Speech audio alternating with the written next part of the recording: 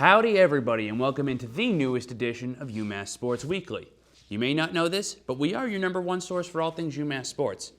I'm your host, Tommy Kaludi. We're trying out a couple new themes. Halloween's coming up. Maybe I'm a cowboy, howdy. Maybe I'm Buzz Lightyear, to infinity and beyond. Who knows? But not important right now. What is important is UMass sports. First, we're going to talk some men's football. Football team traveled to Gillette Stadium, took on the University of South Carolina. As you might expect, the Minutemen did not perform well. 1-7 is now their record. Victoria Svensson's going to come in. She's going to break down that game and what we can look forward to for the Minutemen. After that, Liam Byrne comes in to talk about the 2-1 hockey team who just beat Army. Liam, as you know, hosted last week. I was the analyst. We're going to switch it back up. Everything's going to go back to normal. Nothing to worry about. After that, Allie comes in talking about a field hockey team on a surprising skid. A team that usually dominates the A-10 just lost its second game in conference this week. She's going to break that down for you. And then to finish off the show, Liam Byrne is going to come back, talk about some women's soccer and the team that has been skidding all year. Now, the intro wasn't necessarily positive, but I feel like we can make it positive. So sit back, keep that smile on your face for the entire time we're here, and I promise you this will be at least somewhat enjoyable. Victor Cruz is queued up, and this is UMass Sports Weekly. This is UMass Sports Weekly.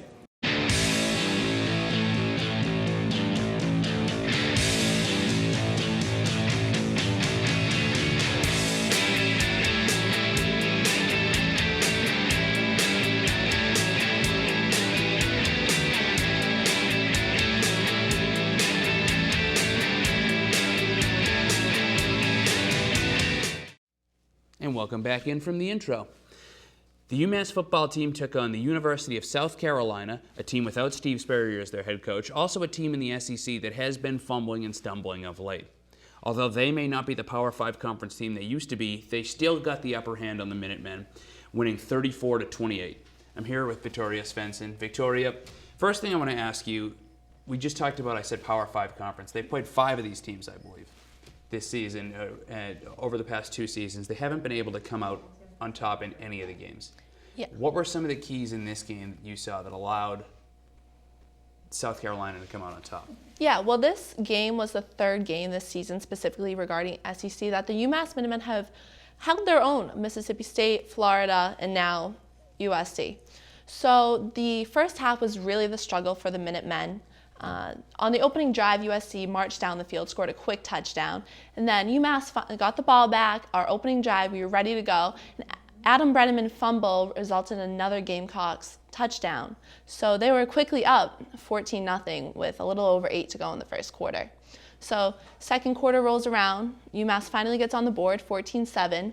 Off the hands of Andy Isabella, 4 throws and interception, and that by the end of the first half, there was 3 lost balls for UMass. That resulted in 13 Gamecock points. So, I mean, as we see here, that there was some definitely making up to do for the UMass Minutemen come second half. Obviously, it's tough to come from behind against any team, but when you're doing it against an SEC caliber team, and you've been a team that's struggled the way the Minutemen have, yeah, it's an even tougher challenge. Now, we've talked all season, quarterback issue. Andrew Ford, we talked with Liam Rose last week, has pretty much maintained the job so far. He threw 3 touchdowns, threw for over 240 yards. Mm-hmm. Still, when we talked last week, we mentioned how Ford maybe had the potential to be doing better. How do you think he did compared to the past couple weeks this week against South Carolina? Yeah, this week he had a couple picks, but overall it was a good performance. I mean, he really tried to lead the team from behind, and that's always a challenge.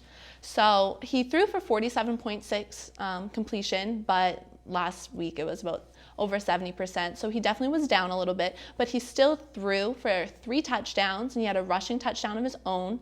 After the Brenneman fumble in the first quarter, he found really great chemistry with him. He ended up with 9 catches for 94 yards. Brenneman had 2 key touchdowns, the first one being in the second quarter to really get the Minutemen momentum going, and the second one being in the fourth quarter that brought the Minutemen within 6 when we thought we were really going to rally. But it's important not to forget, though, that the running game was also very successful in this game. Marquise Young, a sophomore, was outstanding. He had his third over 100-yard rushing game this season. He had 123 yards on 28 carries. So we have a little LeGarrette Blount blooming in UMass. Hopefully Marquise Young can keep doing what he's doing because these Minutemen just have not found the winning remedy. Now, it seems, Victoria, that every week it's something different that is a problem. You play against a team like South Carolina, the offense puts up 28 points, usually good enough to win. The defense kind of fumbles it away. You play against a team like BC, defense does a job, keeps them at 26 points, offense only puts up 7 points. So next week, we face a different opponent, Wagner. Last home game of the season, last tailgate for you seniors out there. What can you predict and what do you think is going to happen in this game? Yeah, it's the last game at McGurk this year, and it's senior day, so everyone come out and support. But Wagner is in the Northeast Conference, and they stand second right now in their conference. However, they are 1-2 on the road, and the key to this game is really coming out strong and maintaining that marathon mentality. These, like you said, offense and defense they're on the field at separate times, but they all have to have the same mindset. One can't come to the game and one can't stay home. They have to show up, and they have to be ready to play all 60 minutes. So remember, get out to that game. Make sure you go. Last tailgate, last home game at McGurk of the season. Look out, Andrew Ford and Marquise Young have been both big players. Hopefully the defense can step it up, and hopefully the Minutemen can get a win. Thanks a lot, Victoria. Don't touch that dial because when we come right back, we're going to talk some men's hockey. Stay tuned. And welcome back into the show. This weekend, your very own UMass Minutemen took on Army. Is it the University Army? West Point? The Army? Whatever. They took on Army in a game at the Mullen Center. Minutemen eventually won 3-2. We saw goals from Patrick Lee, Nico Hildebrand, and Griff Jeska. Now I'm here with Liam Byrne to break down this game. So Liam, first thing we want to talk about, obviously it's great to have a win. Minutemen jumped out to a 3-0 lead. How were they able to do that? Well, like you said, from Nico Hildebrand, Griff Jeska, and Patrick Lee, they all contributed here in this game. So one of the things that I saw in this game was that in the second period alone, UMass outshot Army 13-1. So you had the pressure going at the net from UMass pressing on Army. And the trio of Lazarus, Lee, and Trento, 12 out of UMass's 30 points this season so far have come from those three. So that line is very impressive for UMass. And also, freshman goalkeeper Ryan Wischau with 23 saves, getting his second career victory as a UMass Minutemen goaltender, Tommy. Couldn't have harped on it more last week. Wischau being successful is going to be a major key to this season. Now, Liam, another thing, major key to any hockey team is staying out of the box. Yes. Now, Minutemen go up 3-0. Final score, like I said, is 3-2. Can you show us what led to the Minutemen giving up those 2 goals and making this game more competitive than it needed to be? Yeah, it was mainly just penalties and power plays. So in this one, UMass had over 10 penalties, and they were just not the best penalties that you want to get, obviously. And you want to, like Tommy just said, stay out of the box in hockey. So right now, we're going to break down a little bit of how Army got their goals in this one. And here we go right to the screen. So in this one right here, a very foolish, I'd say, penalty from Dominic Trento. You're going to see on the right side of your screen right here, he's going to come over to the, if it moves. Oh, all right. Perhaps we need it to Well, there we go. Okay. Is it working? Well, technical difficulties. Technical difficulties do happen. Yeah. Just reloaded, I think. I guess so. So what you're going to see is Dominic Trento coming from the right side over here, and he is going to, well, Jamie, we'll see what, over here. All right. Well, basically what you're going to see is Dominic Trento coming around and hooking. He got beat on by his offender there, and which ultimately leads to an easy Army goal where they inhibit a lot of passing and a lot of open space, obviously because of the one less man. And while you try to figure that out, Yeah, go for it, Tommy. Intervene for a little bit. So what you have basically, odd man rush by Army, the 3 guys obviously in the blue sweaters. They come down. What you have is poor positioning, which is why this penalty occurs. So you have a guy wide open in front of the net here. I think this may be Mark Hetnick, way out of position. That guy has way too much free reign. After that, you have this guy boxed up really well, and you have a defender right here in good position, a really good spot. So what you see from Trento is basically a forward trying to come in and make a play, but doesn't move his feet, ends up making a bit of a lazy check, and that's what leads to the penalty. All right, let's So see if maybe this is if- going to work here. Here we go. All right. So like Tommy was mentioning, the lazy penalty, and now here's Army going to convert on their first goal of the game. Now you can see a lot of easy passing, a lot of open goals and open avenues for Army to take. Now I wanted to touch on the goaltender play as well. So if you go back, you see number 18 there for Army. He may have got a stick on that, Tommy, if I'm not mistaken, but he is impairing the vision of Wischau as number 4 for Army rips it into the left side. So let's take another look at it. So as you see, he gets the pass right there. It was definitely a deflection. You had to see that. And as you take a closer look at it, yeah, sure. If you want to rewind it again just for a quick second, what you have here is obviously 5-on-3, difficult to defend, but what you have is a rotating coverage. So usually you'll have 3 guys in a triangle here, here, and here. Right. This guy will go up top where the puck's there, will rotate back down, he'll rotate over, he'll rotate up. And now if you play it forward, you'll see Steven Jacobellis ends up down there. That's what gives number 4 the big shooting lane. Right. Obviously a really nice shot went top shelf, but if Jacobellis stays in position and lets the defenseman down low do his job, perhaps that doesn't happen. Again, tough read to make, especially in a 5-on-3, but just things that could potentially make a difference. Yeah. And UMass is lucky, if he any way, could have prevented that goal. They're lucky it was only 2 and not over 3 or 4 because would not have ultimately won the game. Exactly. So we're going to this one now. This one was a very unnecessary penalty, I'd have to say, from Mark Hetnick. No, it was Ivan Chukarov, actually. He was called for a cross-checking right in front of the goal.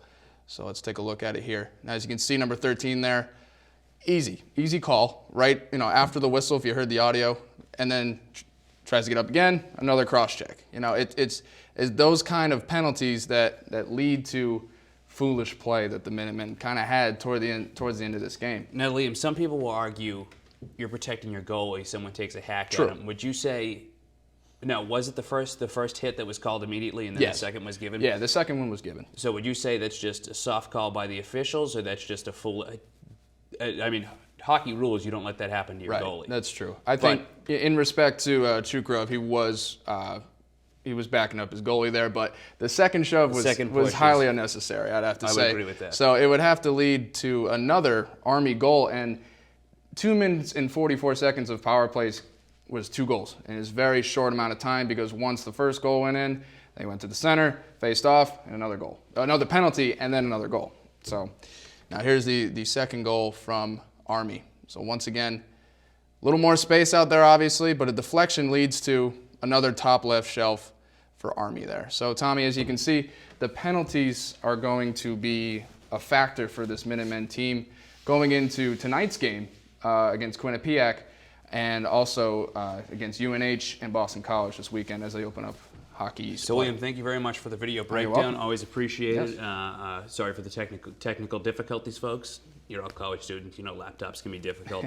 So, Liam, you mentioned a couple of games on tap. After the next commercial break, we'll give you an update on the Quinnipiac game. But I want to talk about Boston College. We always talk about Hockey East and how they're this giant, mighty conglomerate that the team must go up against. Last year, they lost to BC 7-1. Steven Jacobellis, captain, ended up getting ejected from the game. Extreme, like you said, goes to some of the dirty plays, the unnecessary hits.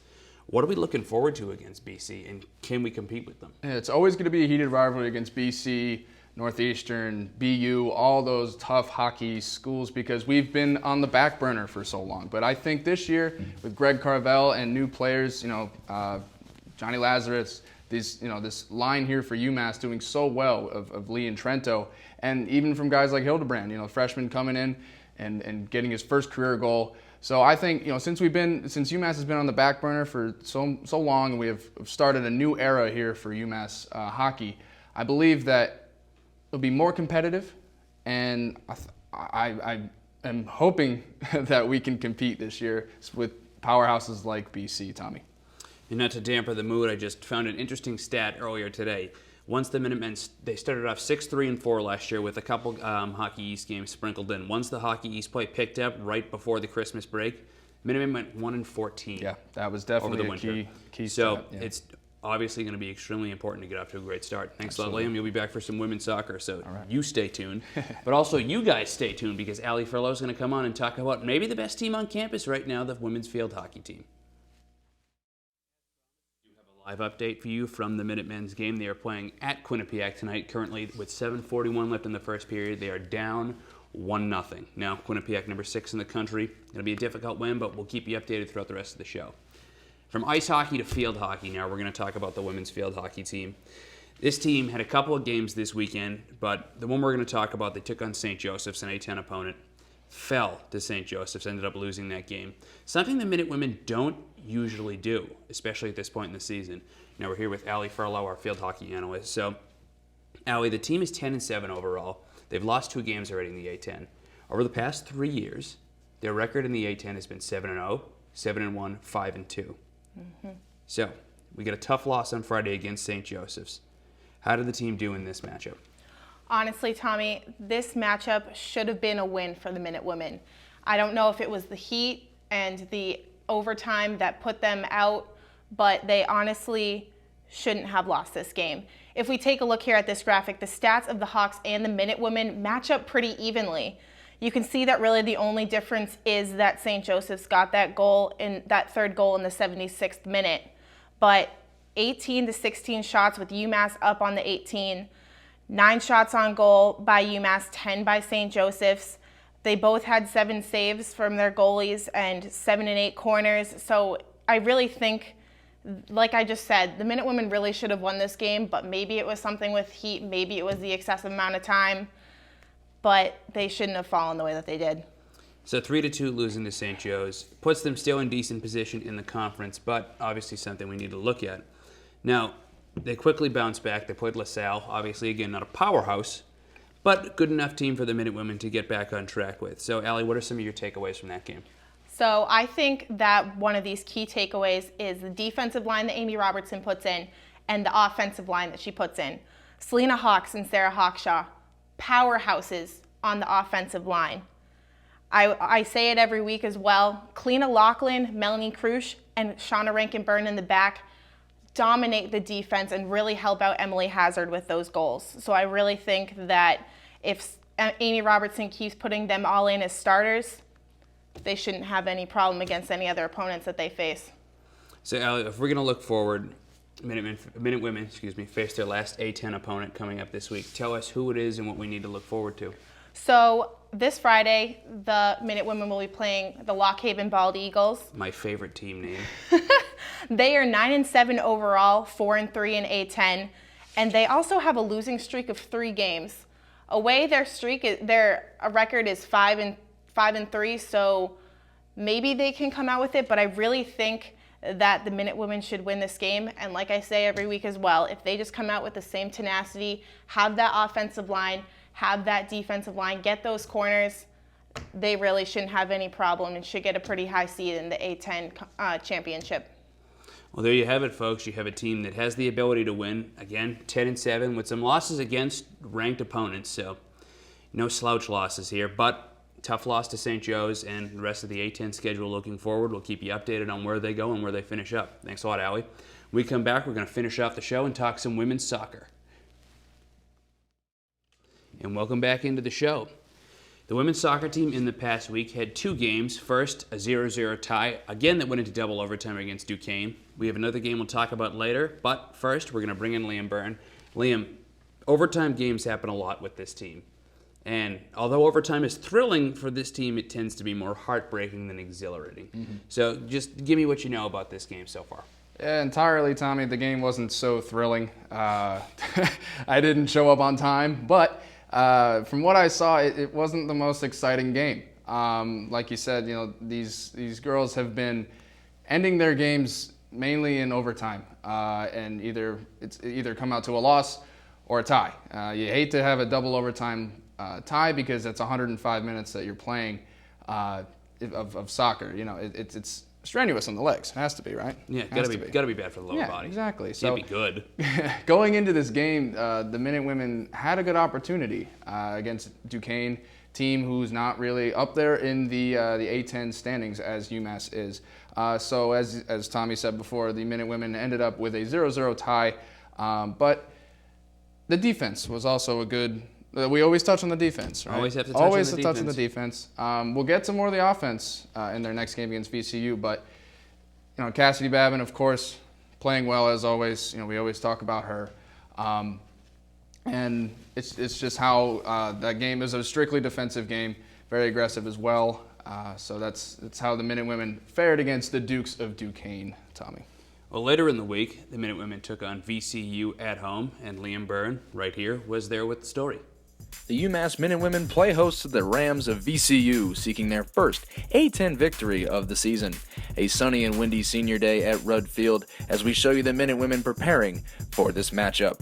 We highlight one of 5 graduating seniors, the 5'8" Shelton, Connecticut native, Megan Burke, who in the 13th minute receives a long, beautiful chip pass from fellow senior Daniela Alvarez as Burke streaks up the field and converts, sneaking it by the VCU goaltender to put UMass up 1-0, taking an early lead in this contest.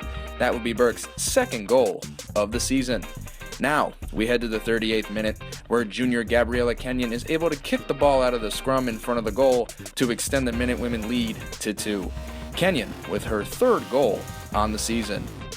Now, folks, this one coming up is one for SportsCenter's top 10 plays. Junior Salma Anastasio gets the cross pass from sophomore Paige Kozlowski, keeping the ball in the air and letting gravity do its work as Anastasio strikes in her 1st goal of the season, capping off the Minutewomen's 3-0 victory on Senior Day. I'm Liam Byrne, and this is UMass Sports Weekly. So as you saw with that package, 3-0, an offensive explosion, Yes. considering what we've seen from this team so far. Now, Liam, we see the shutout victory from the Minutewomen. What do you take away from this game? What was different, especially, about how they played this game compared to the 30,000 overtime games that they've lost? Energy, Tommy. That's the one word I got to say. There was a lot of energy. It was Senior Day at Rudd Field, and these girls just came out with all. They had nothing to lose. They're looking for their first A10 victory against a decent VCU team here on Senior Day at their home field. Very windy day, if I might add. Very windy day. I see. I'm sure Allie, if it was, Allie was there back there. She was nodding her head, but I'm sure if it was windy for you, it was pretty difficult for them too. I would say. Well, we were up higher. Yeah, So it's it was altitude. higher. But yeah, like I said, energy. These girls came out. They were aggressive on defense, like always, and they were pressing in the box. As you saw from the package there, making some great passes, some good feeds. That last goal, like you even said it, that was her 1st goal of the season. And Daniela Alvarez right there. Keep drawing up that play. No, yeah, exactly. And it works. Peeked it right over the goaltender's head, and it stayed 3-0 for the rest of the game after that goal, Tommy. Now, Liam, you mentioned academic awards last week, but Yes. then there was another more special award given out this week. Yeah. Tell the audience what that was. Well, it was from Cassidy Babin, who came into studio a few weeks ago, and we love talking about it here on the show. She was awarded A10 Defensive Player of the Week from her 2 games this past week against Duquesne and VCU. A pair of shutouts in this one. Didn't let up a goal, which was awesome. She had 9 saves against Duquesne, which is a career high in double overtime, 7 saves against VCU, and she faced 35 shots from both opponents in the 2 matches with a 1.3 goals against average and a 800 save percentage for the season, Tommy. So she, as a junior, is killing it and is looking to finish out the season strong. Hopefully make some A10 play in the playoffs. We'll see. But I think her main focus is looking forward to next year. But just being with her in the studio and talking with her, she seems very aggressive towards what she wants to be doing in the now, in the present. So they have 3 more games left, and we'll see how they fare against upcoming A10 opponents. Cassie Babin has definitely been their rock in the 4 major statistical categories for goaltending. That's goals against average, saves, save percentage, and saves per game. Cassie's top 10 in all 4 of those. So she told us backstage she was a little bit disappointed with her performance thus far. Clearly, she's just really hard on herself. She shouldn't be. She shouldn't be. You got that right. Another update for the men's hockey team before we go. They are now down 2-0 to Quinnipiac. So, 2-0. Unfortunately, it's going to do it for us here at UMass Sports Weekly. I'm your host, Tommy Kaludi.